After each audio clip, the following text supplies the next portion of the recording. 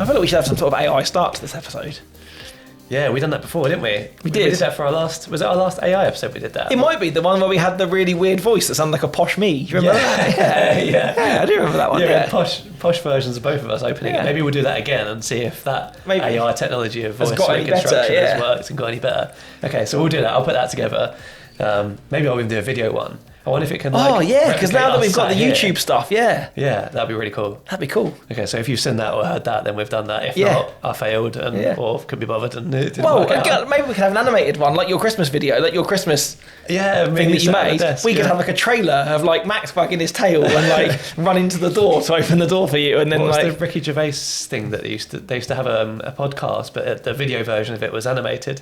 I've never seen that. Yeah, it was with the guy Carl Pilkington who did like the Idiot Abroad. Yeah, he was on the podcast with them, but I'm pretty sure the video version of the podcast was just them as animated people sat talking. But that's pretty fun. Maybe that's just ours now. Then is that this will actually be a video of us? You're going to feed all of the three cameras through to AI, and it needs to make an entirely animated episode. We're not going to bother filming it anymore. We're just going to sit on the sofa and talk, and then I'll make our AI versions of ourselves sat here. In our last episode, we talked about those lo-fi videos that I watch on YouTube with music, where like something moves. Maybe that's just what we need. Is we'll just make an AI version of my dining room, and then we can just like comically move our chins at that point. And I'll be just tapping Max on the head, really slowly. He can just appear every other 5-minute loop and do that. Like, we can have like steam coming out of our coffee cups and stuff. Like, it's just the future. That's it. Exactly. But then you have to remember just to change our clothes every now and then, so we don't look like complete skanks. Oh yeah, true. yeah. It always feels weird when like a month of our episodes are in the same clothes because it's like every 2 weeks. Yeah. So I promise we do have other wardrobes. But yeah, so in case you haven't guessed by the title and what we've just been speaking about, today's episode is going to be all about AI. And how it can help us with photo and video. We have already recorded an episode like this before, and so a lot of the stuff for photography mainly is going to be not repeated, so it's probably going to be in that episode. So if you want to go back, I think you said it was episode 17. Episode 17, you are right. Yeah, that was the one that we did. That's the one with the AI voice at the start as well. And I think there's a few little bits that have come a long way since then. But most of the photo stuff is very much the same, or just advanced versions of what we spoke about. Yeah, for sure. Yeah. So it's almost like a part 2, or for video. I think a lot more things have started to materialise. So it's definitely important for that. But yeah, we just thought we'd go into again now AI is like a year later. And improved and come quite a long way what we actually use it for. I think that's quite a startling kind of thought in itself though, isn't it? Is that, we've spoken in other episodes talking about kit and gear, about how kind of we feel that like a lot of cameras have plateaued now, and they bring the new version out and there are such minor changes because we've kind of come through that kind of real big leap in advancement of kind of eye autofocus and those things. Wherever you think that, say, we're on, episode 60 something now, that was episode 17, so probably it was a good 18 months, maybe even a couple of years ago, that at the time, I remember you literally there crying into your water cup because there was nothing for videographers. No. And I was sat here really smug being like, I get Imagen to do this and that. But I don't think that was almost probably pre-ChatGPT being the machine that it is now. Yeah. Before you even think about obviously like Google Gemini, like a lot of those other tools which are not only just in photo and video, but in everyday life, these kind of AI things that we have to help us. Yeah. And that's like, I still think that 2 years is quite a short amount of time to see how far the AI has come. Like there's that first wave of gen fill and stuff, and then the AI editing to where it is now. Yeah, I still think 2 years is quite a short amount of time. Yeah. Like it's crazy how much more we've got to talk about in that gap. Yeah, when you consider obviously AI is the buzzword and it's the race now, isn't it? Which means that it's growing super quickly. And where ChatGPT came out almost basically just like a glorified Google that spoke to you, now the things it can do are unreal. And obviously Google with Gemini and Nano Banana, which we'll talk about, which sounds funny if you haven't heard what Nano Banana is. But like before, even image generation, when Google, I can't remember what it's called, the first image generator came out like 2 years ago. Yeah. And it was just for like little balls of goo or something, and it couldn't really do much. Whereas now, and this is proper scary, but you could generate a whole wedding portfolio with AI and nobody would tell the difference. Yeah. You'd have to prompt it in a way that didn't look too unrealistic, but you could genuinely do that. And I think people do it unrealistically. Like I even saw one the other day where it was someone had shared a picture and was like, look at this, could you imagine a more perfect wedding breakfast? And it was like the sand and like chandeliers hanging from like arms and white tablecloths in the desert, and the pyramids were literally in the background, as if somebody had like set up like a full wedding banquet in Egypt, and with panoramic views of the pyramids, which that it's probably not real. Yeah. But when you look at it and kind of the scale of everything and the people in the distance and the way that it looks, it's like that almost looks plausible. Yeah. That again, to come from, I'm sure when we did episode 17, that we kind of mused at the end of where we thought AI would go, or the things that it would be able to do, particularly for video, being like, oh, well, will it be able to do these things for video? Will it be able to generate this? That it's quite weird that kind of even say from, a podcast that we made probably 2 years ago, or just less than 2 years ago, that a lot of that thing that we were like, this is in the future, is actually here now, and we're going to talk about it. Yeah. I had generated a video just for fun, because I've obviously been playing with AI, which we'll get onto with the Christmas ad stuff. I generated a sort of photorealistic video of a wedding couple in front of an English country house having a kiss and smiling and laughing to each other. And I showed Kate, and she's like, who's that? And I was like, it's AI. She's like, that is scary, because the fact that someone can do that in 10 seconds and you've worked your tits off to get to a point where that is like the quality of work you can make is scary, that someone could come along and advertise that as their business. Yeah. But I think again, like that issue, and that was something I was going to kind of jump into the end of the episode of kind of the kind of horrors of AI, I guess, if you like, or if it's used in the wrong way. People will always find a way to be deceptive if they're going to. Like, when I first started doing this, there would be certain Facebook groups that would be like, kind of warning things, being like, oh, we've just found another photographer who's stolen loads of people's work and just thrown it onto a website and is advertising as a wedding photographer. And like, those images clearly weren't theirs. They'd just gone to 6 different photographers that they admired, stolen their work. But then again, now that there's more AI tools that Google Lens and stuff, that you could image search on an image and it would tell you where it came from or whatever. So you could find, that stuff if you really wanted to. But those people still then had no shame in doing that. And I'm sure that there are people now, and it'll be the same people. Doing that same thing that go, oh, well, I really want to manifest lots of Como weddings, so rather than steal somebody else's, I'll just feed them the work that I have made up to now, or the work that I want to make, get it to generate me this someone else's work, this lovely thing, and that's it. And I even saw this pop up on Instagram the other day, is that a photographer was moaning that a wedding planner had taken an image of hers because she wanted a wedding that day. So she took this couple's image and ran it through AI and almost made an AI version of her photo. Like, the woman couldn't moan and go, you've stolen my photo. But it almost, you could definitely tell the similarities between the original photo and the AI photo, which then the planner would obviously use just to like advertise something. But then again, there's a really kind of moral line there. It's like, well, is it image theft? Because it's totally not your photo. Because AI generates it from scratch. Because your AI is the source. Make me a photo that looks like this.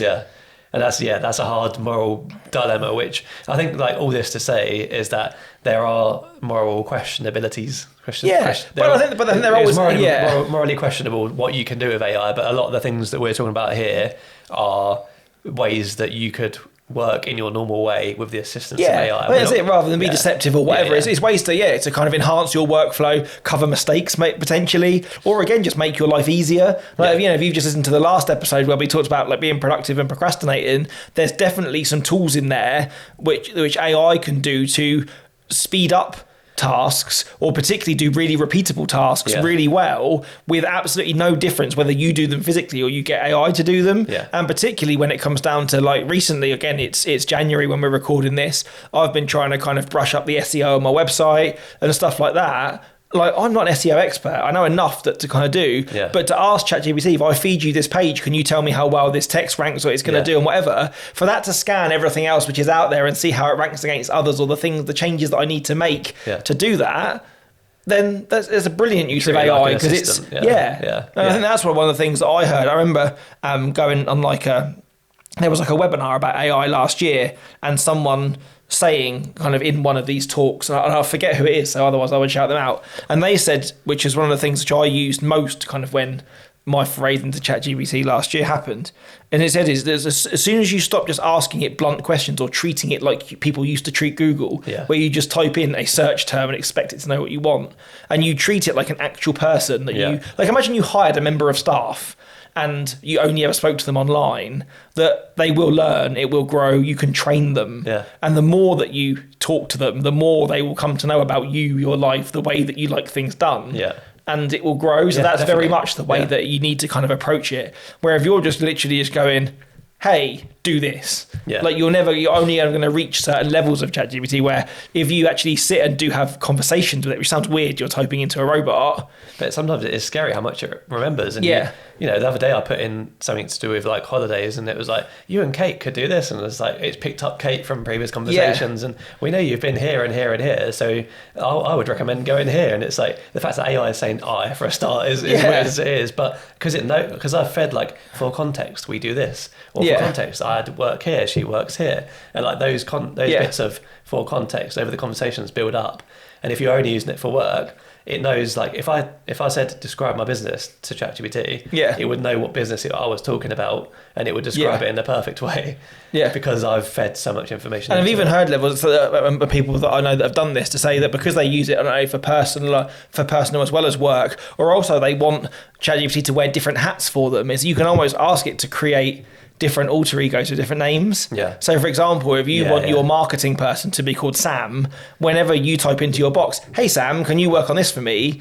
In the end, if you've trained it to go, you are Sam, you are the marketing division of my business, it will only ever do those things when you call him Sam. Where if then Dave is your IT guy, that when you ever have like a tech problem with how software works, you can go, hey Dave, as my IT expert, can you do this? Yeah. And it almost knows then that it's not just one person that you're talking to, it almost is like a small group of people which are the staff of your business. Yeah, oh, that makes sense, yeah. So yeah, we're going to get into what we use it for in terms of admin and in terms of our own photo and video work. But what I wanted to get into first, which I kind of alluded to on the last episode, was the Christmas advert that I ended up making. Yeah, which is really clever. And when we put the last ad out where we kind of teased about this, I will have shared the ad then, but it is still on your Instagram, isn't it? If you want to go and look at it. Yeah, it is on my Instagram. It's pretty obvious which one it is because it's the animated sort of like thumbnail. It's on there on the feed. But yeah, so I've always wanted to kind of create a Christmas ad. I've always loved the Christmas adverts that you get from like John Lewis and that kind of thing that pull at the heartstrings. And I've always wanted to make one and think that weddings are kind of the perfect thing for it because you can use emotions in weddings. But I've never wanted to do it enough to like get the crew together and actors and locations and do that whole thing and make it a personal project. But I sort of came across the whole video generation thing on AI, and I thought, I wonder if I can use AI to video generate an animated sort of Christmas ad and make it sort of pull at the heartstrings, give it a story, that kind of thing. And so I sort of embarked on that adventure. And the first thing I did was go on YouTube and look up different models and things to use and how people make like the best kind of videos from it.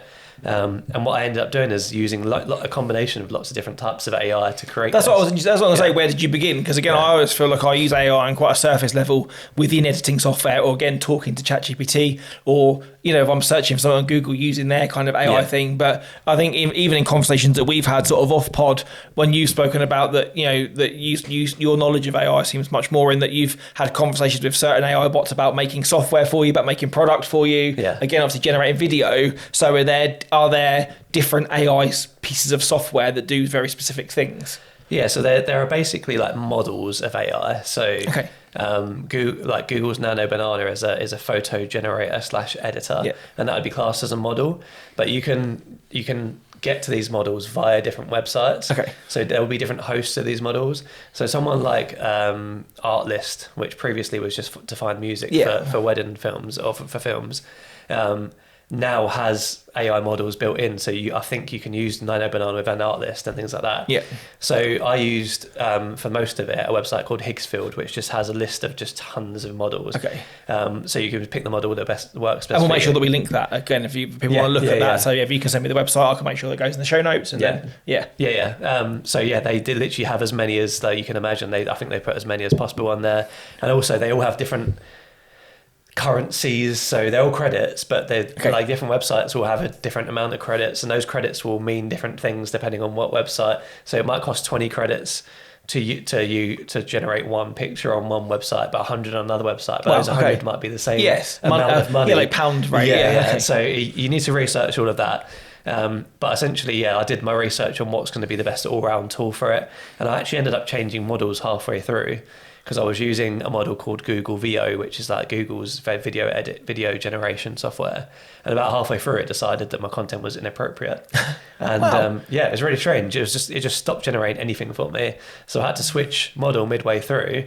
ended up using a cheaper one, which actually worked better. Which is mad, so isn't I wish it? I'd done that from Which the I think start. that's something as well. Like, I don't want to jump in too much into it, but obviously, like as time of recording this, like the news is rife at the moment with all of the stuff with Grok. Yeah. And obviously that being used to kind of make inappropriate content and that kind of being okay on there. That obviously a lot of the kind of more mainstream, or some obviously AIs have quite like barriers set in for that, don't they? And I've even had it in time where, like with Jen and Phil, where I've wanted to kind of like do something like if there's been like a piece of fabric on a dress or something which is kind of hanging out or seems in a weird way, even to augment a piece of clothing like that, the Google one's gone, oh, this is against our terms of policy, because it's almost deemed that you're trying to remove clothing, which I'm definitely not. I just want to try to make not this piece of fabric not be the right shape or whatever, which you can go and liquefy and do it manually. But it's interesting that obviously they have different filters labelled in, or something in your video, it deemed that was inappropriate enough that it stopped you from using it. From using it completely. But yeah, so what I ended up doing was, to shorten it down a little bit, I wrote and scripted and storyboarded it myself, which was not hard because I'd been thinking about what the storyline for forever. But it's still interesting that you ended up going down that route yourself rather than thrashing that storyboard out with an AI chatbot like ChatGPT I did put it through ChatGPT and basically asked it to give me AI-friendly prompts for it. So here's my story. Here's what I aim for each shot to be. Please give me AI-friendly prompts that I could put into Google's image generator for each of these things. And it also gave me a helpful idea on, there was like I think a moment in the, a moment in the video where like grandpa like touches his chest twice. And that wasn't from me, that was from ChatGPT. Well, that was their suggestion. Yeah. So that's like almost a recurring thing that happens at the beginning of the film, of the advert, and at the end of the advert. So nice, give it a little bit of like a tie together. So that was ChatGPT. So anyway, I put it through there, got some AI generated prompts, and I basically started with Google's Nano Banana, which is the AI which is their photo generator within Higgsfield. And luckily they have with their subscription, they offer unlimited generation, so you can just generate as much as you want. I paid for a little bit of another website first, then realised this website does unlimited, so that's good. So I generated the first frame of every shot, basically. So basically a storyboard then, I guess. Almost, pretty much a storyboard. And then from there, what you can do is you can put it into the AI generated video generator, and upload it as your start frame and say, I want the person in the frame to do this, this, and this, and then it will turn it into a video for you. And in simple terms, that is as simple as that, basically. And then I edited together with the videos at the end. Which is wild, isn't it? Like on the face of it, you can give it a still image, which the fact that yours in the end are obviously AI generated like animated images or whatever, but you could easily, again, as a photographer, like maybe that's where my hybrids come in already. It's like if I could literally feed it an entire gallery of 700 photos and go, well, can you just make me a video of this confetti thing? Like example, like I mean, if I gave it 40 photos, like I know you could obviously clump them together and make it as like a GIF or whatever, but if I could run all that through AI and make it kind of that generate something of that form. There was a photographer over Christmas advertising that. Exactly. Oh wow! Like an AI like video of the day, like purely generated from the like you get a highlights film, but it's all just generated from the photos. It's wild, absolutely wild. I only know that because I saw another photographer share it saying, "Please, can we not?" And like, but again, it's on that moral line, then, though, isn't it? Just because you can, it doesn't mean you should. Like this never happened, but at the same time, I don't know. I think it's kind of cool for some people. But it's that thing. It's what you believe in it's what the couple believes in, right? Because I've seen, like the restorations of old photos. You can now go in and restore old photos and that kind of thing.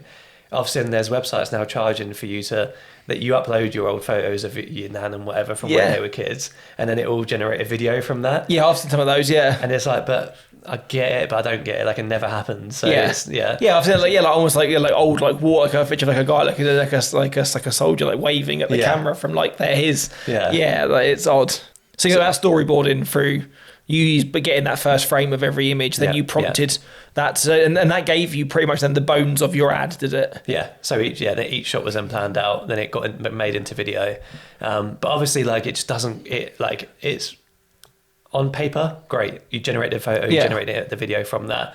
But there's so many variables. Like AI doesn't understand certain things. I had to simplify the story loads, or in different scenes in the house, it would generate the same room, and it's like this takes place in a different room. Can you generate this in a different room? Or this is no longer Christmas anymore. Can you take away this? Or for the wedding venue shot at the beginning, it took me ages to generate because it just couldn't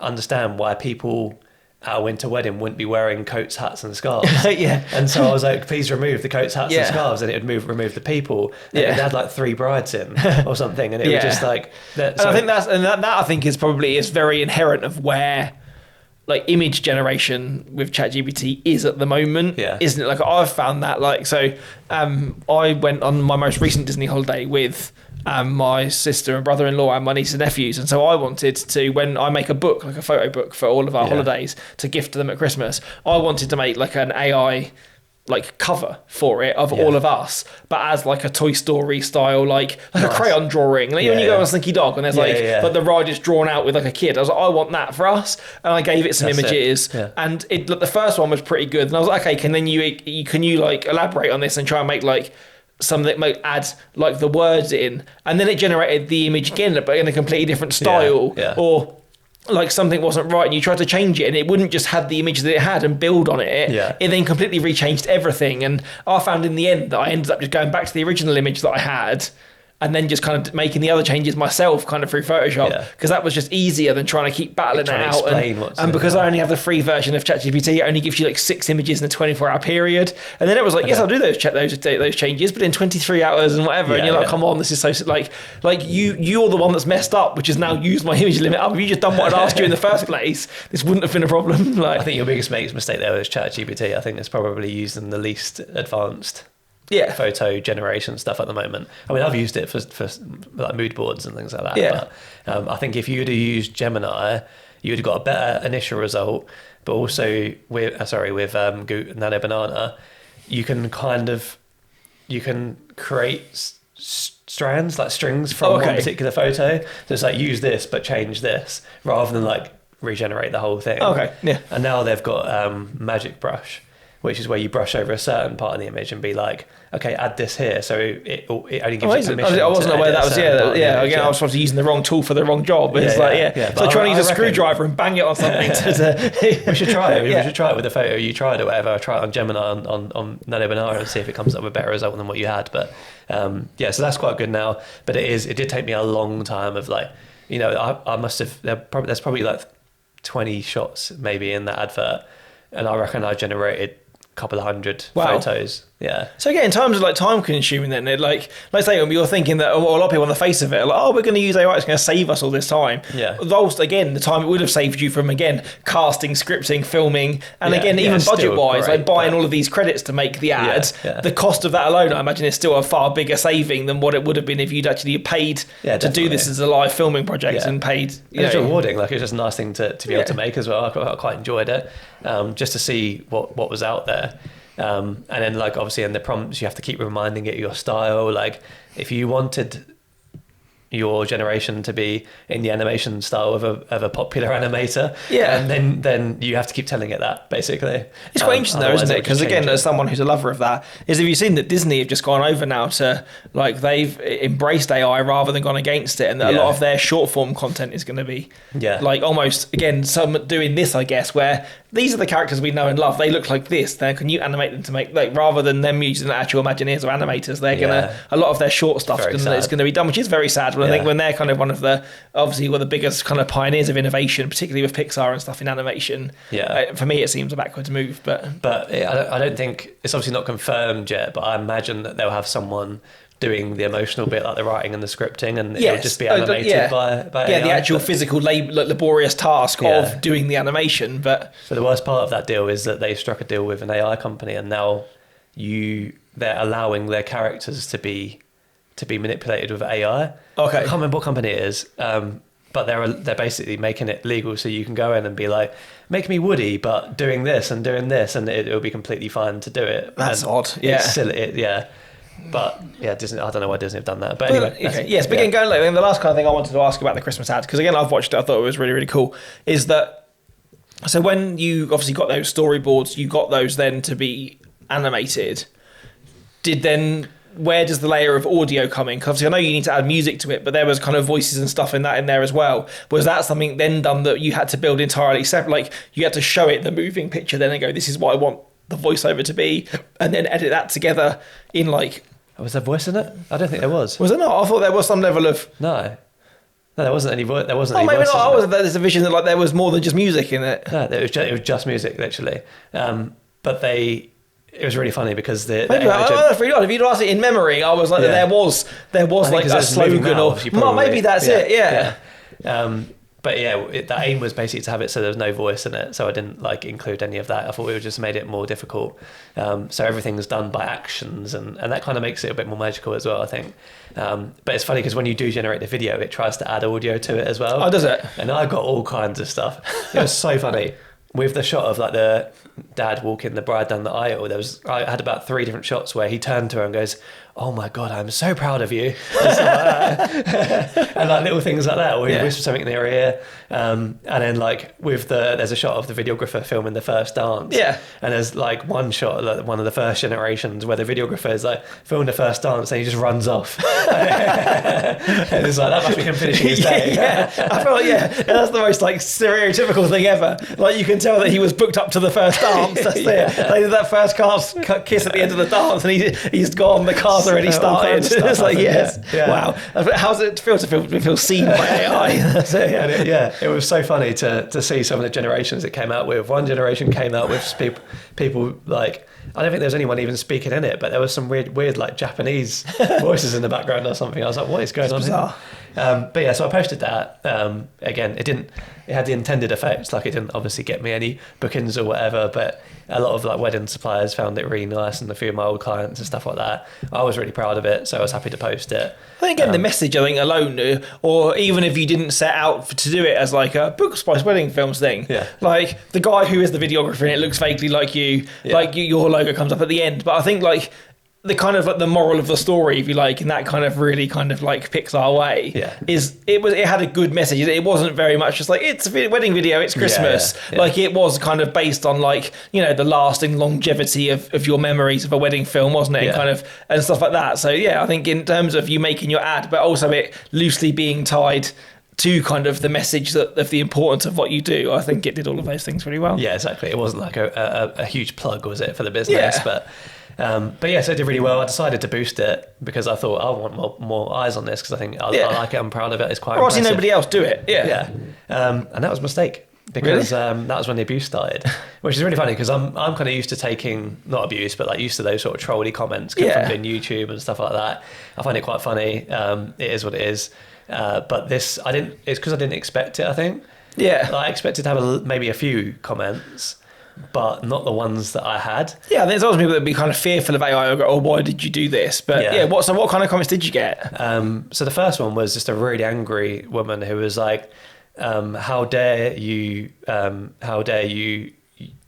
ruin one of your clients' wedding videos with AI or something.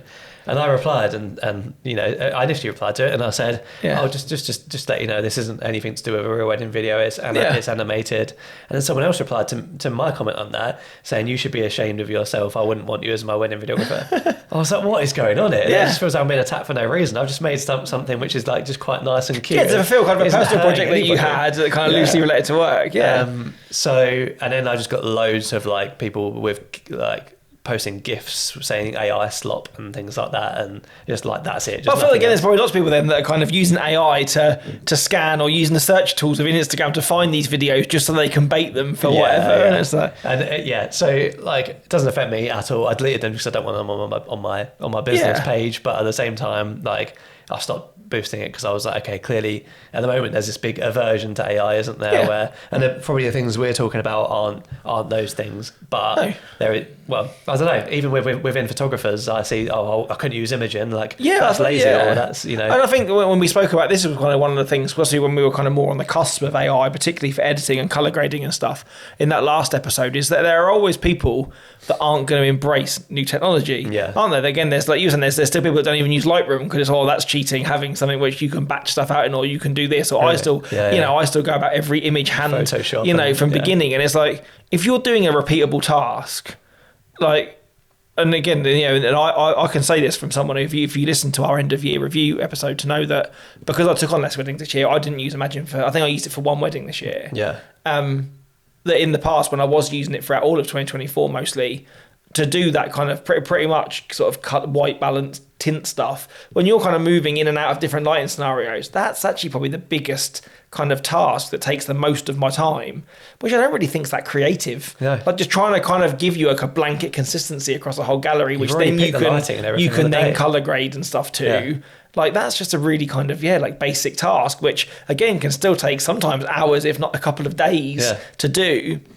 But if you can get someone to do that for you in 15 minutes, like why not? Yeah, exactly.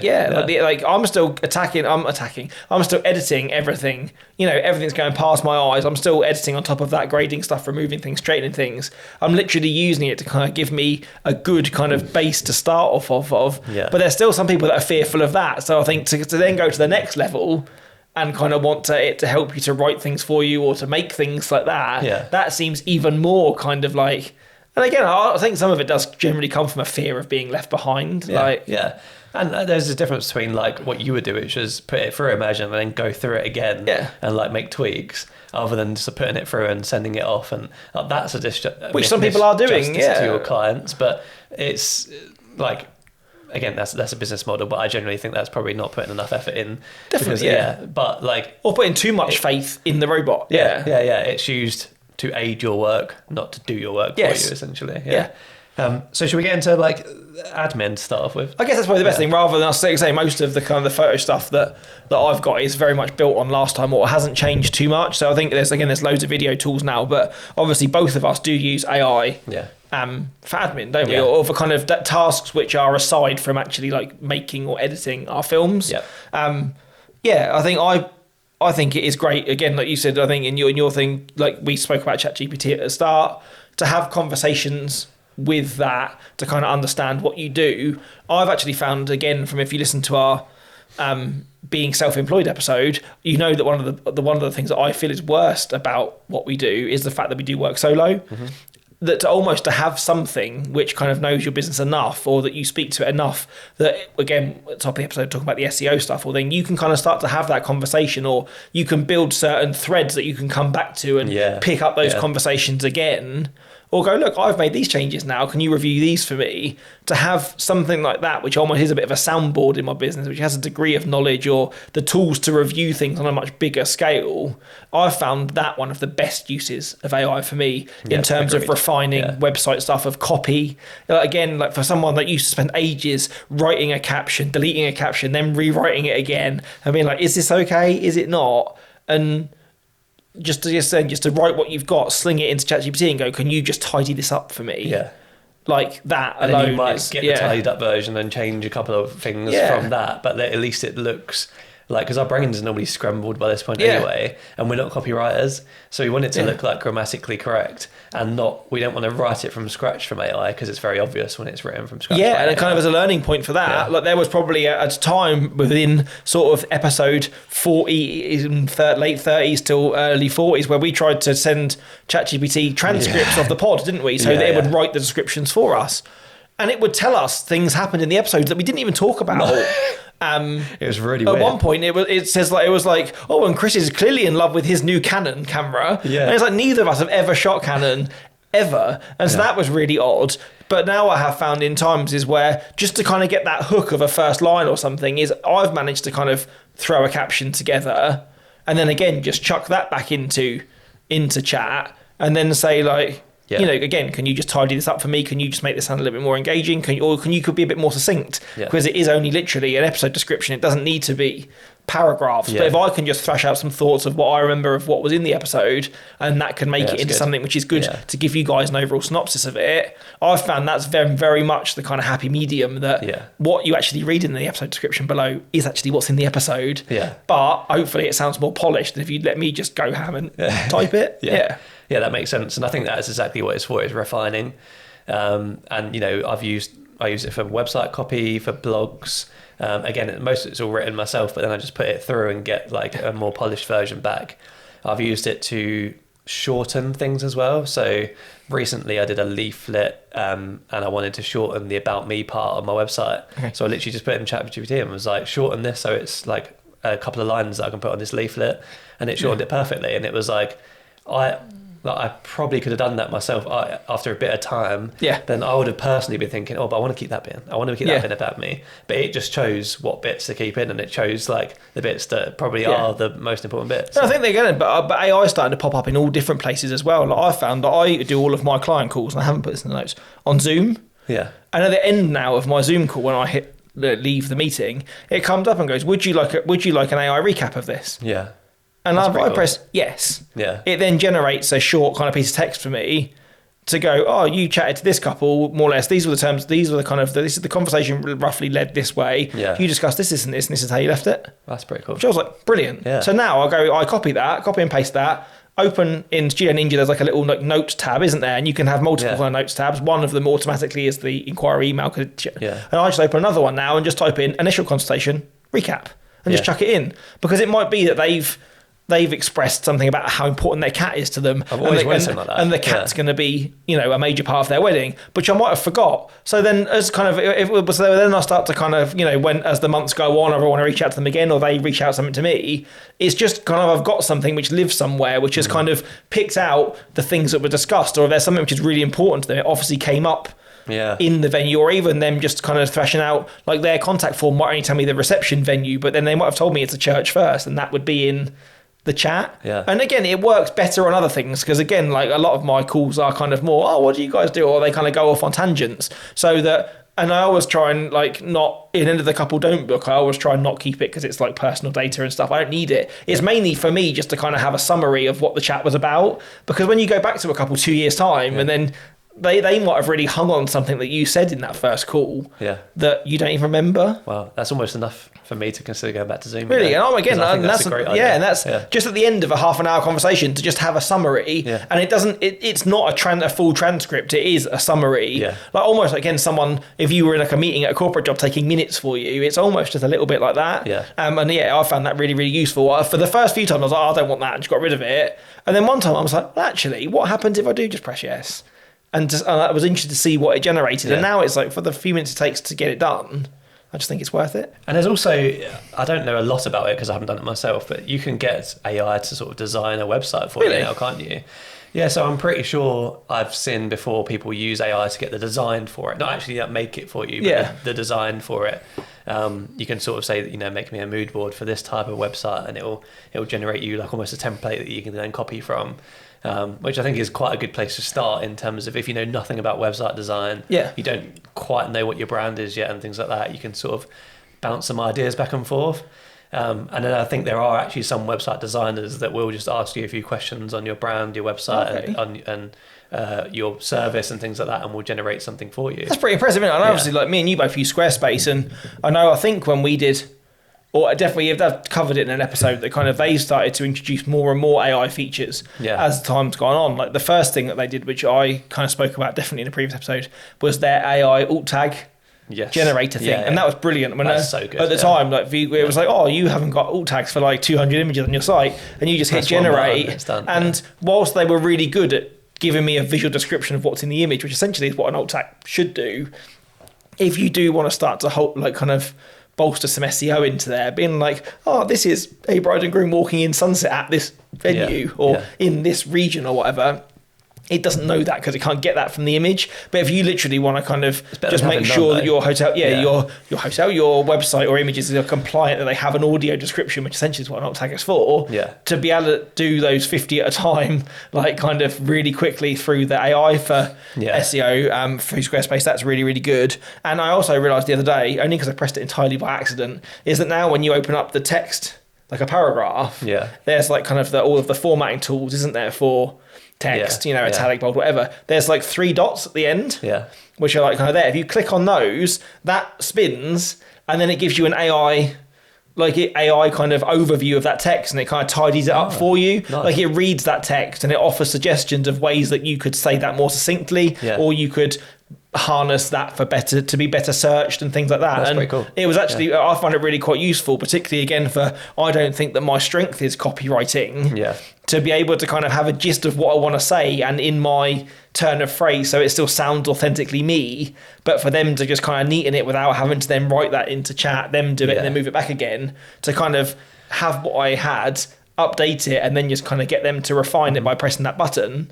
I thought that was really, really useful. And to have it again all under that umbrella. Yeah, rather than having to go and ChatGPT and copy and paste it. Or again, only having the free version of that. So I'm limiting the tools that I can get because obviously I'm a subscribed member to Squarespace for my website. Yeah. That it means that you then get those features as part of it and stuff. It's more native, isn't it? So yeah, when you get like native features like that help you do stuff that you already do, or like you say, just adding alt tags, which if you had 200 photos without alt tags, it might seem like a really daunting task to go through them. Yeah.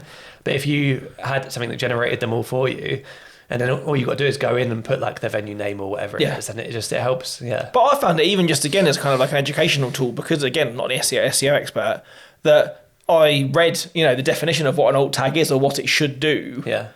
But then it's knowing where to begin with something, isn't it? Or how detailed that it expects you to go. Whereas again, I found that once I got it to generate the first, 50 or 100 for me, I'm like, okay, it's actually literally being quite descriptive. It will say, this is a black and white photo, rather than it just that not mattering, or the groom is wearing this, or it is at this time of day. Like, it's almost those things that would help you kind of build that image in your mind purely only with words. And so I really found then that when it came to refining them, some of the ones that it didn't hit on, like what it was doing quite well. Like I had one for a cake cut photo, and it was like, this is a bride and groom, or a man and woman that appear to be like getting married, holding a sword and like doing this. And it's like, no, they're not cutting paper with a sword. They are cutting a white cake with a knife. Okay, and it's like those things that kind of the AI had obviously only looked at that on surface level, and it thought that this kind of white tier of cake was like a pile of paper or something. And so again, it has its limits. Yeah. But as a kind of overview, or that really then gave me the kind of, okay, I know what it's looking for now. That made that to go and tidy some up or write a few of my own much simpler kind of task,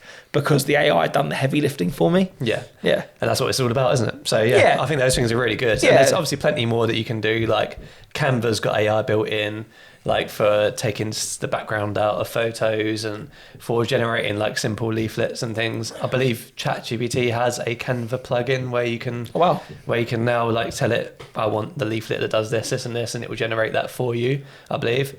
So lots of things that Canva's a huge hack. Again, particularly I guess like for you guys as well, like as video, like if you use like Resolve or Final Cut or something like that you don't really have a need to own all of the Adobe suite at all, but maybe you're keeping it for Photoshop to kind of do branding stuff or artwork and stuff. I think now that if you could have Pro Canva and then your video edit and stuff, you'd probably be okay. Yeah. And if that's one subscription that you can get rid of because you don't need it because you haven't got Premiere or whatever, I think that would.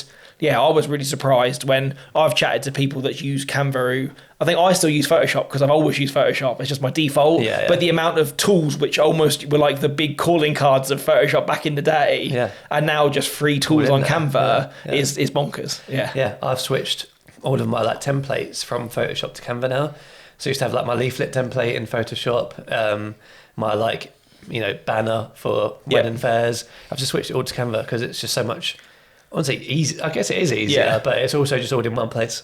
And again, and wherever you grab it from means that you can get to it, can't you? Like if you want to open it up on your iPad, it's there. You don't need to be at your desktop on that hard drive that has those PSDs stored. Or then you go, you haven't got the latest version of it, or you open it up on someone else's computer who hasn't got Photoshop. As long as you've got internet access, you can open Canva, can't you? Yeah. So in terms of editing, then, shall we start with colour grading, because I think that's something that we can both sort of have. And obviously Imagen has had for a while photo colouring. Yeah, I'm trying to think how long it's been now, and it's been a while. It's been like a couple of years, 2-3 years. Right? Yeah, I think it probably came out longer ago than that. If you think that, I know that a lot of people adopted it probably during, it came, I would say around 2021, maybe even 2020. Because I think, again, a lot of people then that were in those real kind of depths of catch-up season, doing big numbers post-COVID, which is bonkers that 2021 will be 5 years ago this year. With all that kind of was going on and happening. I think that's where it kind of really fell its use, that people that maybe weren't built or had the equipment to do the volume of weddings that they were. I certainly didn't have the equipment to do 50-something weddings that year. Like within me, to have a tool then that started to take some of that heavy lifting off of the colour grading during a time where we were all doing kind of bigger volumes than we wanted. It was an absolute breath of fresh air, and there was nothing else like it. Yeah, the 5-year thing has blown my mind, because I'm realising it's been 6 years since the A7S III came out, which means I'm using a 6-year-old camera. Wow. It's like a record. Well, the A7 V came out not so long ago. Surely, are we waiting for a... Mind you, the gap between the A7 II and the 3 was probably about that, wasn't it? But it was about 6 years. Yeah, A7S, yeah. So maybe this will be the year of the S4, maybe. Who knows? But yeah, and obviously it's probably come a long way since it started, has it? I don't know if you used it when it started. I think I used it fairly early days, and then it kind of had fine-tuned points at kind of quite lofty goals between it, and it wouldn't review your kind of what you were, that make tweaks to kind of how it would work until you'd put like thousands of images through it, where I feel like now it learns a lot quicker, or also the scope for you to manually go in and change things. Like before, it would just do its magic and that was it on the profile that it had absorbed from what you've learned, where now you can almost open it and it kind of gives you that Lightroom adjustment interface. So if you realise that it's adding too much clarity to your images and you can't stop it, you can manually go in and tell it, just give me less clarity, and it will do that. So again, the scope to kind of for it to learn from you quicker, or you to kind of go in and edit on it quicker, are definitely a lot better than they used to be. Really cool, yeah. And also now this year they've released, or last year, should I say, they've released Imagen for video. And this is the only time I get salty for not using Premiere Pro. Is it only for Premiere at the moment then? Okay. And it's pretty much the same premise, I think. So you basically send it your project file, pick like a profile that you want it to color grade to, and then it will just go through and edit all of those. And then can you give it your own footage?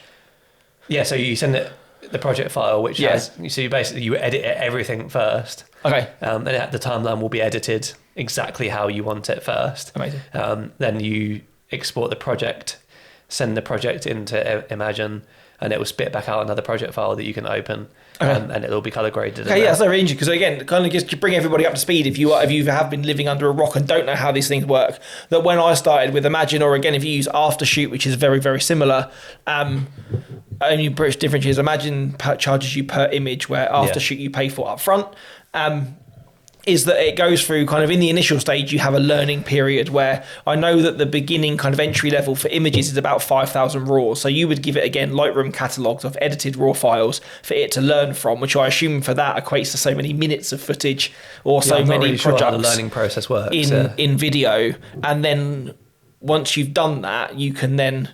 that will generate your profile, or there are some pre-built-in profiles from various. And I guess they've got some kind of popular ambassador kind of videographers on board, the same as they did with photographers. So you're like, if you want your work to look like this person, their profile is there ready for you to use. Yeah. So even if you were at the beginning of your journey and didn't even really have an editing style, you could just borrow somebody else's. Which again, kind of leading to that kind of moral AI standpoint, which I think is some of the things that people had an issue with. Is that? But didn't people start selling their Imagen like presets? Yeah, I think. You could have done, or I think, but most of it, again, because it's all built within the app, it would still have to learn that. So I think, again, it's only the profiles that they kind of sell on their behalf, but they reached out to some photographers for ambassadorships for their profiles to be available on the platform. Right, okay. Yeah. But again, also, so you could learn it, but you can also make it learn at any time. So, like, for example, last year, I didn't use Imagen for any of my editing. I had one wedding, I think it was. Yeah. But I still made sure that when I finished an edit, I would still just run it. I would just chuck it into Imagen to learn from. So there's no charge for that because it hasn't actually edited anything for me. Yeah. But it still means that somewhere in the region of another 30,000 images went through my Imagen for it to learn. So if my style has taken kind of a new direction, or I've started to favour things slightly less contrasty, it would pick that up from the 30,000 RAWs that I edited last year. Yeah. So then if I do pick it up again this year, it's not going to pick up, it's not going to almost be dusting off a book from 2 years ago and going, this is how you looked your images then. That's all it knows. It would keep that learning process going. Really, and I imagine that it'll be the same with video, is that you can still keep feeding it, or once it's once it's edited for you, even if you have to go back in and tweak it to make it 100% right, you can then re-upload it at the end to almost go, look what I did to it. Yeah. And then it will learn and go, okay, they favour this. And then it will make those changes for next time. That's really interesting. I don't actually know how it works yet, and I need to test it because I've still got Premiere Pro. And I was writing the notes for this, and I was like, I sometimes feel like I should test things so that I can come on here and talk about them, or just for a bit of fun. So I'm going to test it because I think it's free at the moment. While they're sort of testing it out, and see what it's like, because I haven't heard anything about it like learning things. Okay. All I've seen is like, oh, here's my project file, pick a preset and it does it all for you. So unless at the moment you can only use the preloaded in profiles, perhaps you can't generate your own. Maybe as of yet. Yeah. I don't know. Again, if you've tried it, tell us. That's it. And I haven't heard anyone try it yet, or like I haven't heard from anyone that's tried it. So whether it's just not ready and they've decided not to use it, whereas I feel like when Imagen came out for photo, I was hearing about it left, right, and centre. It was just like the buzz. I think again, because some of it came at the right time, there were a lot of photographers that were drowning in edits, struggling to keep up with demand because of the backlog. Go from COVID. I think it really did swoop in like that kind of saving grace and be like, oh, look at me, I have the answer to all your prayers. And a lot of people did adopt it. And I think also a lot of people that I know since have left and moved to Aftershoot. Okay. If you're someone that shoots volume and really, really rely on it, that particularly around Black Friday or when Aftershoot went over to their kind of monthly model, there were some really good founders deals to be had. Yeah. The way you could...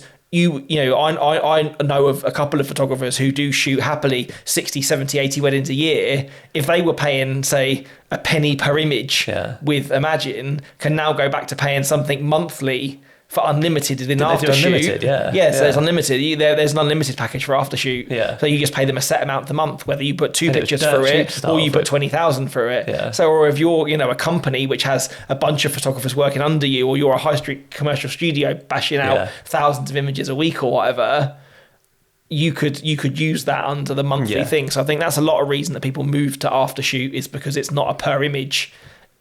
But the model is the editing model is exactly the same. And I think similarly for photo and video, color grading's probably the best thing that AI can help with. For photo, it's obviously the main part of editing. I would say so. You obviously got your culling and your straightening out and maybe removing some fire exits, but like the main thing is like getting that color right, isn't it? Or in terms of standing out as well, or making that photo. Again, let's face it, most of us shoot on one of 3 or 4 camera brands, so the raw files that come out to a degree, you got to know what you're doing to take the photo well exposed in the first place. But the colors naturally will be very similar. Yeah. So I think in order for you to kind of stamp your brand or style or personality on it, the color grading is a huge part of that. Yeah. So to either adopt a style that you like, that you want your images to look like, or if you have built up, through years of editing to a signature preset that you've made, to be able to then get something that can almost work as uniquely as you can and do that for you, then why would you not? Yeah. And with video, most of the actual editing process is quite emotional. So I think it's really hard to think that AI is going to start editing wedding films anytime soon, because you just can't think like that.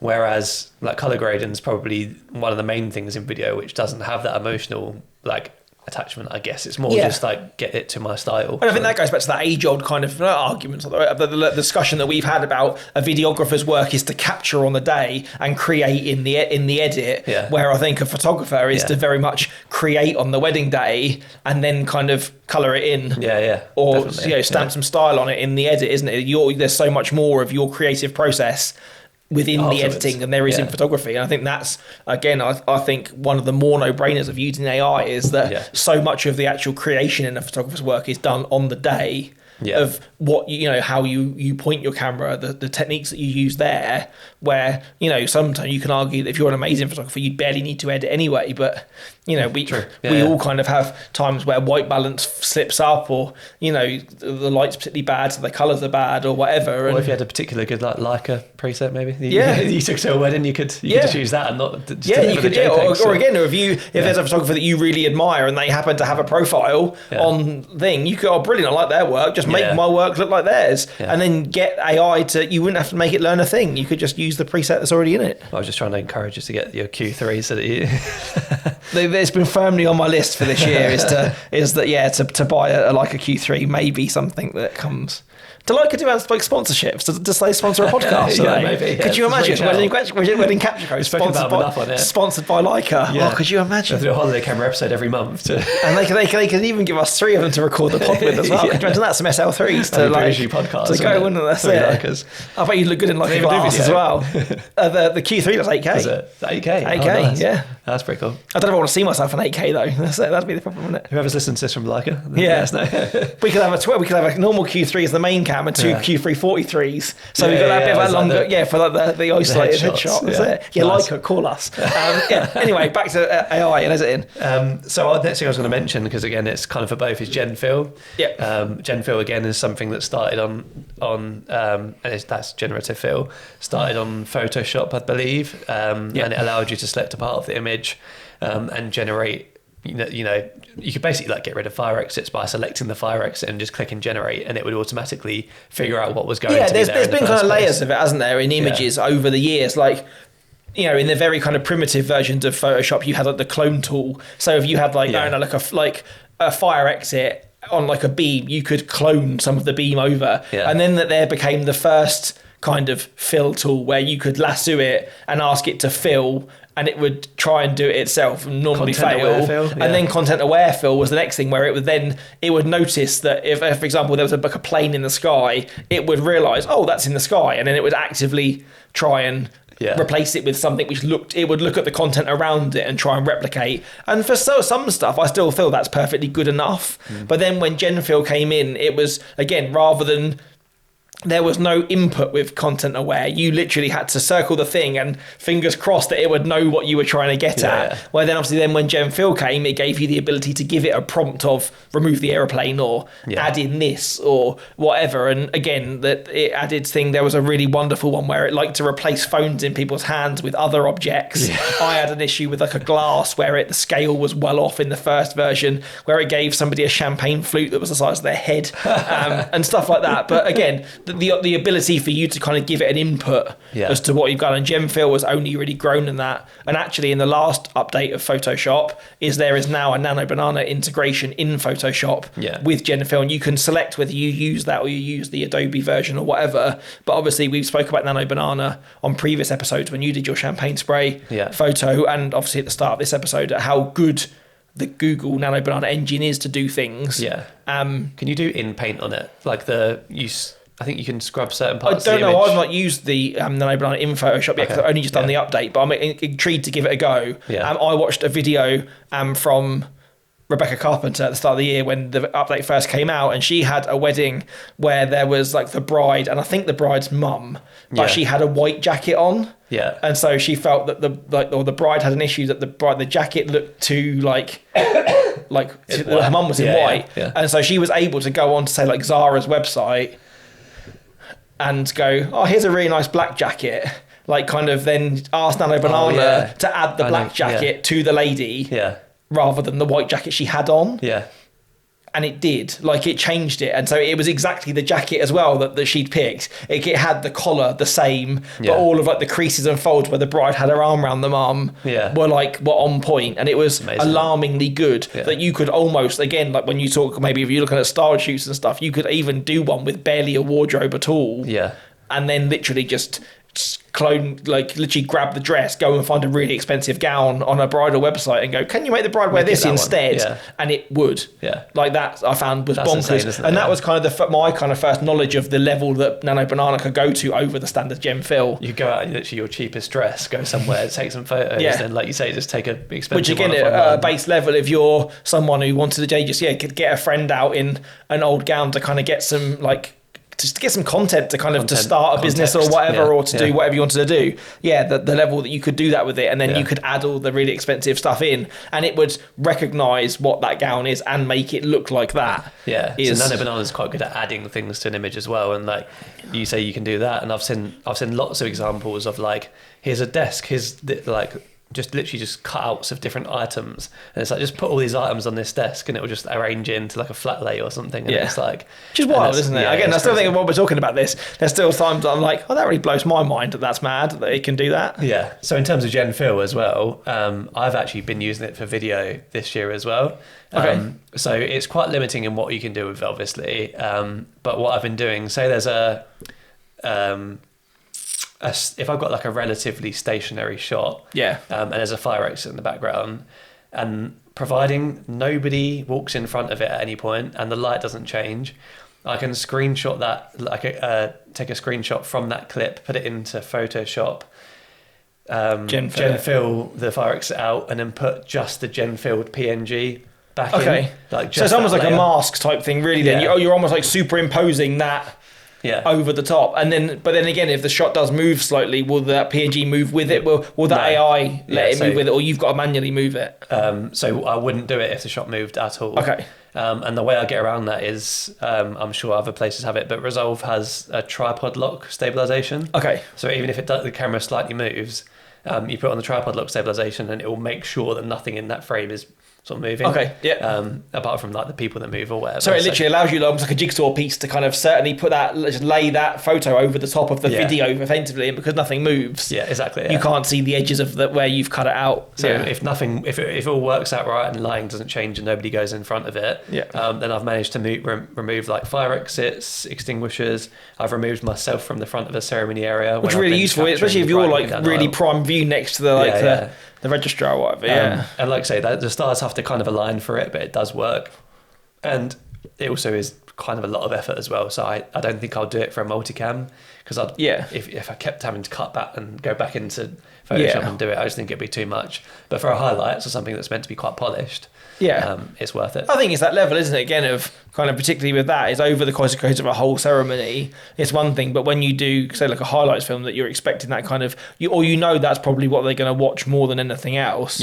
Like it kind of offers that kind of the real in kind of the ceremony space with you in it, but then kind of the highlight, if you like, of that stuff kind of gone. And it is hard to think how distracting that stuff can be sometimes. Like I know that there's been a big thing this year about, or a trend kind of emerging of a lot of photographers being, I'm just going to leave it all in. Like kind of, that really embracing what's real, like if there is like an old plug or whatever. But for me, it's something about the harsh colour, like the real red of a fire extinguisher, or the green glow of a fire exit. I think particularly there's that green that really does bother me, because there's nothing else which is that colour. Like it does seem to really kind of jar, or your eyes do avert from what is happening to kind of that in the scene. That it's surprising that once you do get rid of it, how much of a difference it can make to the overall kind of feel of it. Definitely. It can, like you say, it can divert your eyes. Like if you're watching that on a big TV and you like press next photo and it comes up and there's this big green box at the top of the frame. The video that I did from New Year's that I showed you earlier, it was the 12 shot with that you said there's a light in the background, you could kind of see my light. What you didn't know was there was a fire exit on top that I completely gen filled out. But that was only because it was quite dark and all you could see was a light in the couple. That would have been the only coloured thing really in the frame. So it would have been much more jarring. So sometimes it's worth it. If it's a nice polished highlights film, then for the couple I'll do it. But the stars kind of have to align a little bit. And I guess as well though, when you're obviously, I work on that kind of premise that some wedding, or most of my weddings, I don't have a videographer. So the only kind of professional thing they view is my photos, where all of your videos are delivered for the most part alongside a photographer. And if the photographer has gone in and removed that fire exit and the fire extinguisher and the rest of it, and they look at their photos and they'll probably land first because they've been using AI to edit it, that when your film follows up, they'll go, that looks really jarring now. All the photos we've seen from that angle, you can't see it, and now we can see it in your film. Like, almost, I guess sometimes AI has created that problem then, or it's conditioned them to see it a certain way. And almost then you're kind of come along and adding a more real thing to it because of the work involved. There's a wedding me and you did at a popular bar in the New Forest, and I think like the bride shot literally just had fire exit in the top, and I was editing it like, I bet Tom's taking this out. It was a pain in the ass. I definitely did. I just couldn't, because it was, not only was it in the back of the shot, but it was hairlighting her and everything. And it was like, there's nothing I can do, because if I took that out, it looked silly that her hair was green or whatever. And again, it's when they are at those moments, it is so annoying, because I find then that you make a rod for your own back, even with AI, that even if you've got to then do that to one frame, you've got to do it for every frame, because then the frames start to drop. then it's like it's even more obvious that it's there. So it's like you make that bold decision of either do I edit it out or don't I edit it out. But for a ceremony, whereas if I've committed, it's hard, isn't it? I understand why you did that, but I was editing thinking, I bet Tom's taking this bloody thing out. But again, but then I guess moving into other things now that AI can do for you guys, I think this is maybe somewhere where the biggest kind of leaps have been made for videographers in terms of AI. It's in terms of audio, whether it's kind of, you know, using, like you said, that you use a podcast kind of AI to help edit this, like to kind of hone in on voices. Or again, you spoke, I think a few episodes ago about when in our end of year review, talking about shortening music and stuff, that there's certain tools built into some of the editing software now where you're like, this 3-minute song only needs to be 2:36. Can you do that for me? Like those things. So elaborate on definitely. That's one thing obviously that we have to deal with is audio. The podcast is kind of different. The podcast is mainly visual, so obviously we've got the 3 cameras here, and I genuinely don't think I would want to do this whole 3 camera setup if I had to go through and cut everything manually, because I just don't have time. But we didn't for a long time, did we? Before the podcast, I remember camera, that when we made the decision to up this, some of the benefit of that is you were like, oh, DaVinci now has this kind of filter, this feature built in. I can just kind of leave it to do its thing, or I don't have to pay to to do that. So I sync it all together, and then you just right click the multicam, and it does an AI auto multicam edit. So if I'm talking, it will cut to the close up on me. If Tom's talking, it will cut to the close up on you. And if there's like moments of silence, it will go to the wide, and at the beginning and moments at the of end, silence it will of me go around. to the No, he's joking. It rarely goes to the wide. When I'm scrubbing through, I'm like, there's no wide shots in this at all. Maybe spin it off. But yeah, so it works really, really well, and I don't have to lift a finger for it. So when it comes to editing the podcast, all I do is listen to it, because I know that it's cut it pretty much perfectly. And you can set like parameters, like if another person starts talking, how long do you wait until it starts cutting? So sometimes you don't want that instant cut if there's lots of back and forth. But yeah, that's been really helpful, and I think there's a time where that hopefully will come to like ceremonies and speeches and things. But at the moment, I think they rely so much on reactions from the top table and things that it's not gonna know when to cut to a reaction. I don't think, and so I wouldn't use it at the moment for. I think you can see though, again, like we spoke about this a couple of times, that within 2 years we've gone from there being none of this stuff in our last AI episode to having plenty to talk about now. That even the way that AI is evolving, that even if we did, episode 100 or something is going to be another AI episode again. That there could be even more video tools there then. This is only like a year or probably like a year and a half later, isn't it? So it's and again, in the same way that after shoot and Imagen also offer culling for still images, is there a way then that you would be able to say run your footage through a video culling software and say to me, can you find me 6 candid moments of pure joy in this? And it will go get rid of all the shaky stuff in the out of focus and it will find a lady going, yes, like during the drink section, you go, brilliant, I need that bit, I can do that, and you can, or almost you can start actively fishing, especially when you filmed it all, so you should know that stuff's in there. It's just a case of scrubbing to find it. If you can almost just prompt and go, I need that clip, and it can almost find it for you, like stat, that's going to make your process, isn't it, a lot quicker. So there's like obviously you can get subtitles from like the speeches in the ceremony, and there's someone that's, I think it might have been Daniel Jason, that's actually like copied that in that transcription. Yes, I think I remember this from one episode of their podcast. And then like got it to create the story from there. And again, I'm sure it's available in other softwares, but in Resolve you can actually, I'm literally in my head picturing Josh and Sean go beep, beep, beep, every time I mention Resolve. You can actually you can highlight part of the subtitle and then drag it into the timeline, and it'll drag the video from that bit of the subtitle into. That's literally it's like wizardry, isn't it? And I'm sure there's a lot of people that, again, like, I sound like a granddad with this kind of AI stuff, but the fact that even exists now, like there are so many things now that make, even when we started doing this podcast or we had that AI episode, the discrepancies of there's so much labour in making a wedding film against there is, like, I feel like all the time there are tools coming out which are definitely helping you guys, which are making that, closing that gap all the time, or just making again, a task which you could spend an hour searching for one, like the moment that the dad says this particular joke in a speech, where now you could just type it in and go, oh no, he said this, and it would there, boom, it's there, Like, and and I think that's going back to kind of the whole kind of point of the episode, that's a brilliant use of AI. Yeah. If it can take away like a meaningless, like mindless task, so that you can be more creative or keep on that kind of productive flow of the narrative that you want to build, because you can just find stuff quicker. Yeah.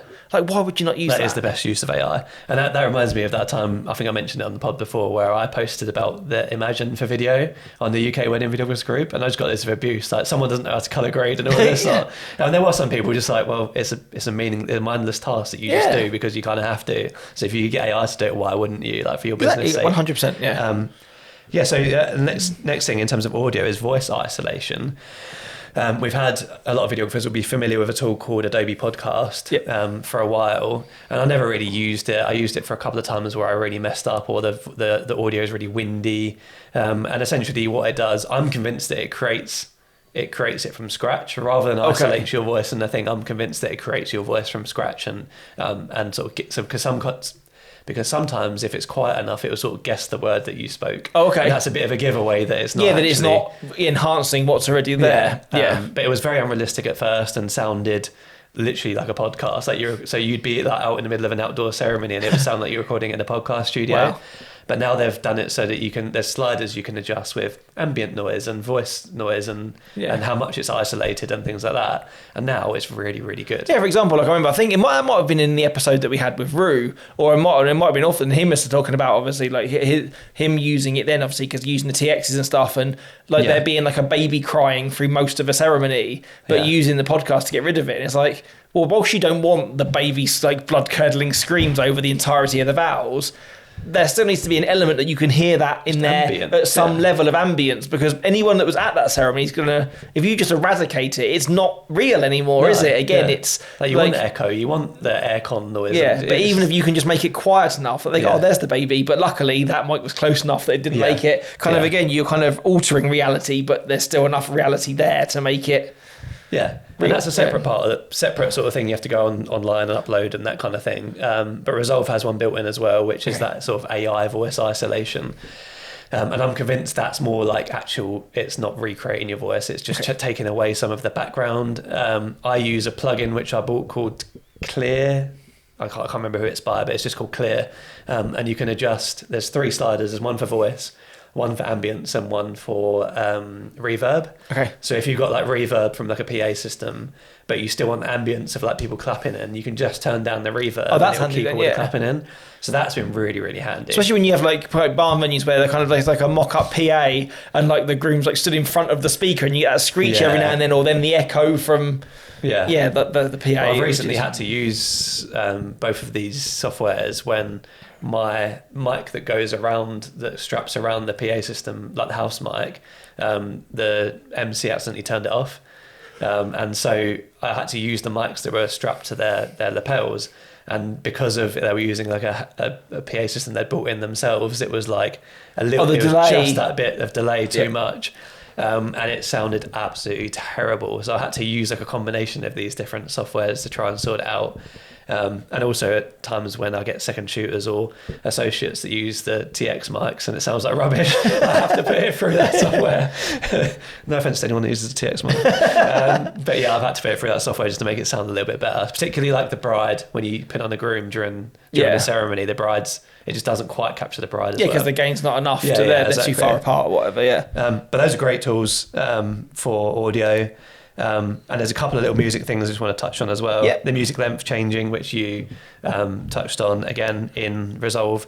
You can tick the button that says live trim, and then you can drag the music to any length, and it will just like analyze all the different like things in that song, and it will compress it basically to the length. It's such a good like a handy thing. Like I remember like days when I used to make slideshows, like before SmartSlide, you were like finding royalty for to use, where in the end you had to kind of add in a slide that maybe you didn't really want, just so the song would naturally wrap up rather than you just cut it dead. And it's like, well, if I could just take one of these, like the chorus repeats 4 times at the end, that was only 3 and then it finished sooner. But to get something like an AI to actively do that for you and kind of make it all seamless. You can trim on the beat and try and make it great, and that's what I've done since I started videography is like I've created the songs myself. If I want it shorter, I'll just find a beat that I can trim on and sounds good. But this generally works really, really well. I will still manually edit them if I want the sort of peaks and the slow bits to be in the right spot.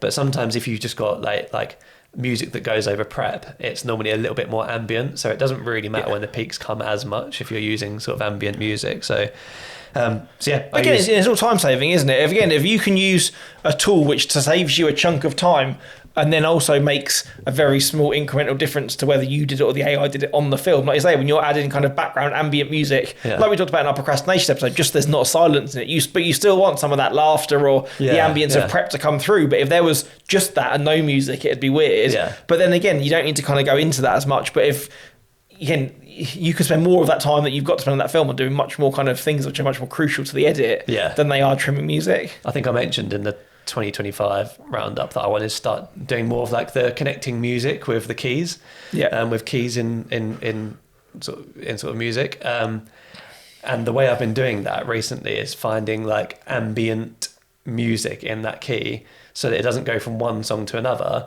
Sometimes like the song for getting ready will finish, and instead of like going straight into the next like track, which is normally like a nice highly produced song, it will be ambient for a little bit, and it'll just be like some walking down the aisle, some speaking in the background, and it doesn't feel like it's another piece of music starts. It feels like there's some background noise. You know, when you're like but it feels familiar enough because it's in the same key as what it's going to connect to at either end. Again, that's like promising it into like proper audio stuff, isn't it? Which is clever because then the ambient enhances the story, but at the same time it still feels authentic to the rest of it. So it's not as jarring. Just the transitions, like one song. Yeah, exactly. Clever stuff. Yeah. And the last thing with music is that the Resolve has the analyze and detect beats feature. So essentially it will analyze the track and then it will put sort of lines on the song wherever there's a beat. And obviously, like as videographers, a lot of the time, not all the time, we want to edit to the beat. And so what it'll do is put these lines on the song where the beat is, so you know where to cut to. But also with the magnet feature, you can sort of drag the clip in and it will magnetize to that beat. So you'll know you're editing exactly on it rather than just around it because you sort of eyeballed it. Which again, if it is something which is a really strong beat as well, even if you miss it by the tiniest amount, it'd be so jarring. And again, whilst really, really useful, 80% of the time I'm cutting to a beat, 20% of the time I think if you have a song which has got a really strong beat and you're cutting every 3 seconds for like 4 minutes, it can get really boring and look really weird. So sometimes I deliberately edit off beat, or I'll drag a clip out for like 5 to 10 seconds or whatever, because sometimes it's be like clip, and here's another cinematic clip and whatever, and then I'll just put a reaction, and the reaction just goes on for like 15 seconds or whatever. Well, I know you mean that, 'cause in the end, almost as a viewer, you can get so caught up in the rhythm of it, is that you're expecting the change before you've even watched what's in that clip. Because almost, again, you've almost created something which is so, because the beat's so strong that you're almost just waiting for the journey of it to move on, and you're not absorbing what it actually is. And weddings aren't predictable enough that you can, every bit of meaningfulness will fit into that 3-second gap that you've got. So also, we're telling stories, not making music videos. Do you know what I mean? It's not all just like clip, is it? Some things need longer to kind of to be understood. But for dancing footage, really good as well. Like, because you like by that point, because there's no ambient in my dancing footage, I'm literally dragging in, magnetizing it to the beat, and then just dragging them in. So it makes that element of the day it's super simple to. Again, I mean, it comes up to the same thing as is if you can save a minute here, 2 minutes there, 5 minutes there, it's all time that you've got back, isn't it? Which means that kind of hopefully again that the video editing is not going to be the kind of days and days and days process that it used to be. That if you can harness these tools or combinations of these tools, it will not only make the job quicker but also probably more enjoyable. Because I'm being creative. Because I think a lot of if people ask me if I like editing, it really depends what I'm editing. If I'm doing something where it's like, I really love this bit, or I really feel like I'm creating something, that is incredibly creative. But if you spent the whole day like photoshopping out the same fire exit sign. Like, I think I put a story up last year and was like, if someone could tell me the amount of time that I've lost to my life of getting rid of fire exit signs I would do this. Is there not a batch version of that? Well, apparently there wasn't. And I was like, I'm going to make one. And I'm going to go to an AI bot and I'm going to make one. And this is how I'm going to like make my millions. And the 9dots conference was happening like literally the day before that I put this out, or as it was happening. And like 3 people messaged me and was like, I've just seen the Imagen sales spiel at 9dots, and they've got a plugin coming for this, so that you will be able to run your entire gallery through it, and it will automatically Photoshop out every fire extinguisher and fire exit sign. That's insane. For as one of the add-ons that you can have. Like when you get it to color grade, you can get it to auto straighten, you can get it to add smart gradients and stuff. And there is a plugin apparently coming or has come, which again will automatically detect fire exit signs and fire extinguishers and get rid of them for you. How good it is, I don't know, or how well it's going to chop them out at the moment because it's in its infancy. But I was elated that, again, that's hours of my time I'm going to get back. But also, I thought I'd hit gold. I was like, yes, I'm going to get someone to write this script for me to those little green bastards. I'm going to get them gone. I'm going to be rich. And then and then it came out that rug got pulled underneath me hard. But again, it's a tool that's there. So again, whilst I'm sad that I'm not going to be buying an annual pass to Disney anytime soon, it does mean that there is that software is out there. So if again it's those like menial, absolutely mind-numbing tasks in editing, if there's something which can come along and take those out for you, I am all for it. So where do you think, what happens next with AI in photo? Do you think there's anything else that can be done? Again, now things like that are coming along. I think there's probably always things to be done, or they'll find new things to come along like that. I still think though that maybe for photo particularly, what's there will improve. Again, like we talked about with like kind of chat or those, that it will be, as it learns more, it will be more understanding of what you want. So you don't need to take 200 images to get 20 for your Christmas ad. Or if I ask it to generate something, it would be more responsive to what I want it to do. But in terms of actual editing, I don't think there's like the biggest ground has been covered already. It's going to be kind of quite small changes going forward, I think. I've seen literally last night the Higgsfield tool that I used to create my advert. They have AI relight now, so they can relight a whole photo. So it keeps everything else the same. But do you think that like if there was either a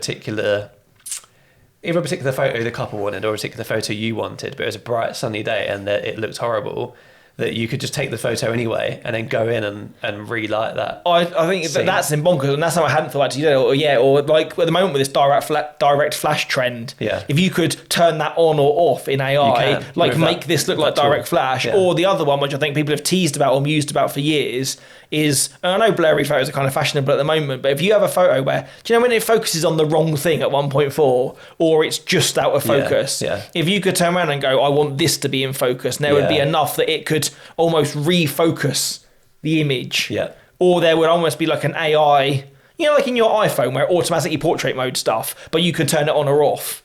If there's a way that they could bring a camera out which almost takes like a bunch of photos at the same time with different focus points, so then there is already a camera like that. But do you know what I mean? So you could go into post and just go make that bit focus instead. I believe it's called a Lightro.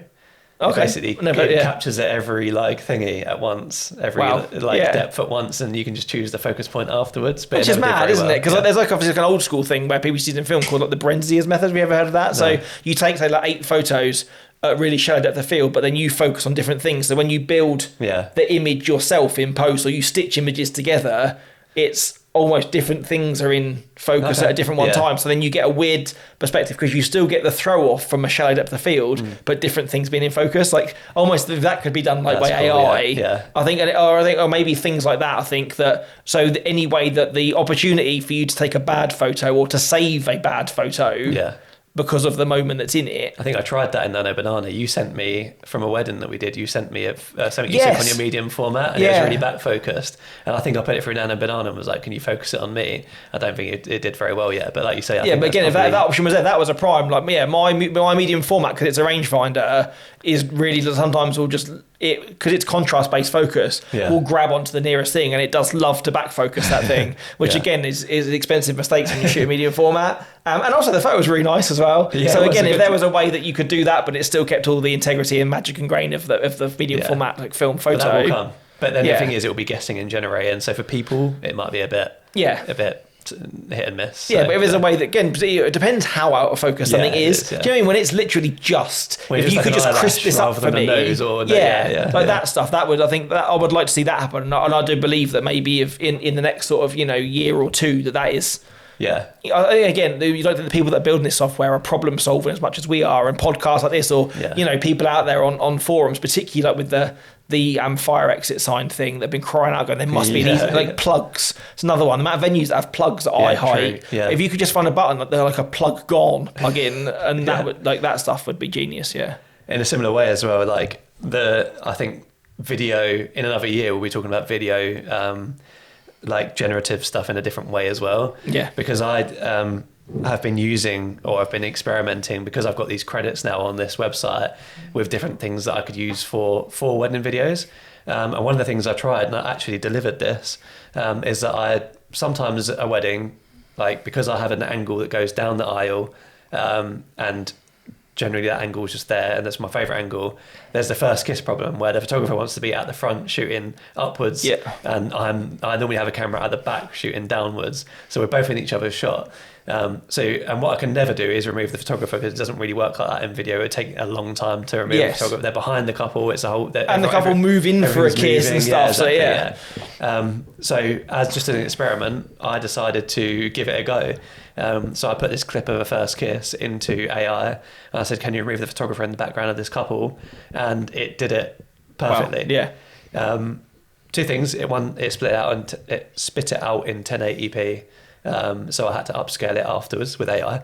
And the second thing is, I tried it again on a couple more weddings, but I think it really depends on like the light in the venue, and where the photographer is. If the photographer's literally behind the faces on that angle, then it's going to try and replicate, like rebuild some of the face, which can obviously cause problems.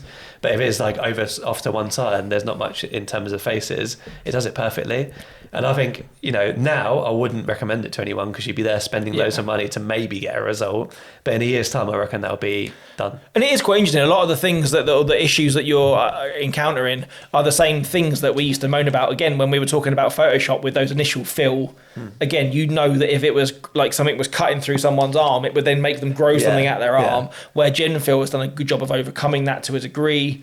And I think, again, the more it learns, or that same phase of improvement that's happened across all those tools, or a lot of the stuff which is here in photo, that's going to come to video going forward. Like, again, there will be a time where if you can do it with a first kiss and remove a photographer, you can definitely remove a fire exit or sign, or if Imagen can do that with photo, if they can just then make a version of that to go into video, where then you could have, say, a bride and her dad walking through a doorway all the way down the aisle, and that fire exit sign is gone, whether it's they're underneath it at one point and then it's behind them at another point, but that's as seamless the whole way through, but without you having to then frame by frame. I think that's the next thing to try, isn't it? Try like a fire exit that someone moves in front of and see if that works. But again, I think things are starting to work. So and also, again, like I don't feel that I know as much, or again, the levels of the software that you've obviously spoke about with making your ad, or things that you're actively using, are probably because you've gone to bother to research and dive into these things. Like, a lot of us are aware of maybe Nano Banana or of chat, and that's it. But it just goes to show that the level of AI that is out there already, that maybe I didn't even realise about until we started to have this chat, or the levels that you've got to go through to get that result at the moment. Once that kind of gets tidied up and that's more mainstream, I guess if that's the right word, accessible, or people like Resolve or Adobe are offering those in-house. Like, again, in the last Lightroom update, now Lightroom offers assisted culling built into the app, because, again, Imagen and Aftershoot used to charge for culling, where now you can do it in Lightroom. I can give it a whole wedding and it'll automatically now go through. And again, you can set the filters the same, of like, how in focus is, what's your tolerance for focus? What's your tolerance for people having their eyes open? And it'll automatically pick and reject your photos, whether you ask it to or not. That's it. And then you choose whether you apply that and it brings you the photos over. But it's now doing it within your Adobe subscription. And again, those big companies, if they think they're going to start to move out, or you're going to spend that dime with other companies who are doing these things that they're not, they're going to introduce it, aren't they? Like you said, Premiere have got certain things that other companies haven't, and they're going to introduce it. And I think, again, those things will arrive much more kind of mainstream, or being offered by... definitely there at the moment.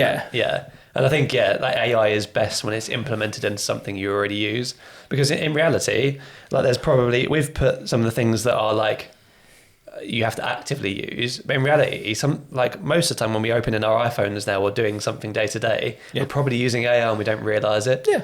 I even think on a kind of much milder form that, if you've got a smart speaker like in your house, the fact that you can make that turn your heating on and off, your lights on and off, like that sort of stuff, it's still almost a form of kind of an artificial, like you're giving that piece of electronics a task to do, aren't you? And it's those things. And, I kind of said in my kind of closing notes that here is that, if you look back at like Victorian times, the Industrial Revolution came along, and that was one of the biggest revolutions in our time, that it took people that were having to wash clothes by hand or sew fabric, on like a thing, and machines came along and took their jobs.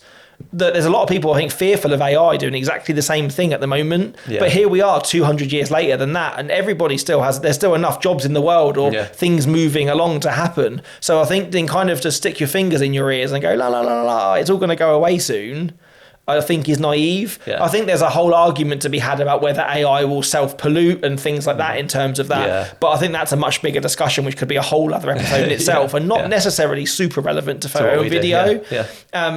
But the premise of AI and the fact that it exists, I don't think is going away. We just need to find a happy medium in terms to live with it. Do you know what I mean? In the same way that people did when machines came along. Some people use them for really good things and some people use them for really shady things. And people are going to do the same with AI. But whether AI wasn't here, they'd still do their shady things. They'd just do it another way. I think it's just a case of being aware of what's out there and how you can harness it for your own personal gain whilst keeping your morals of how you want to run your business and deliver to your couples intact. You might be listening to this, or you might probably not listen to this if you think this, but obviously AI uses quite a lot of like natural resources, and you might be listening to this like, I don't know why they're using AI. That's fine, don't use AI then. Or maybe listen to this thinking, I wouldn't do that to my couples, that I would want to do that myself. That's fine, you do that. But I think for me, again, my business is all about time, or the way I think is all about work-life balance and time and getting that back and enjoyment. And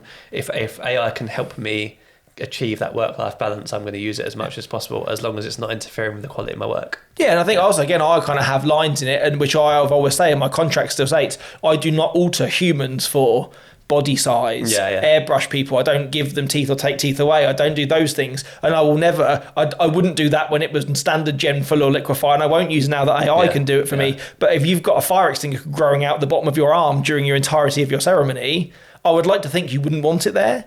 I've never had a bride come back to me and go, you've taken all the fire extinguishers away. Like, I haven't. But at the same time, although I could make their husband or a wife or whatever, I could add guests in that weren't there. I could make them have an entire congregation of famous people if I wanted to. But do I want to? No. If somebody asked me, they're probably not my couple. In the same way that when it was Photoshop and people asked to do the running away shot and add the dinosaur in, that was still a hell no as well. But again, that'd be damn sight easier to do now. And I think in some ways that the actual logic of what people want or how you go about things don't change. It's just the tools to allow you to do those things do. So use them or don't use them. But I think to think that if you stand and fight it long enough, they'll go away, I think that's an incredibly naive way to think about it. But it's just been a positive conversation. Like, I feel like there's much more now that I'm using day to day. And even when I was writing this, I was like, actually, either these tools have got better or I've just slapped the word AI in front of them. But I feel like for video, there's become a lot of things that are, if I look at what I was doing 2 years ago compared to now, perhaps some things are easier now. So same, and again, I think I'd like to quite go back and listen to that episode 17 and see kind of how the land lied then, because I would say I'm far from anti-AI, but I wouldn't say that I'm as kind of embracing of using all of its kind of quirks as you are. But then even now, by having this conversation, I'm like, well, actually, I maybe do rely on it more than I think I do. Just because it's now integrated into everyday life. Or it's so there to use, and you kind of think, well, why would I not?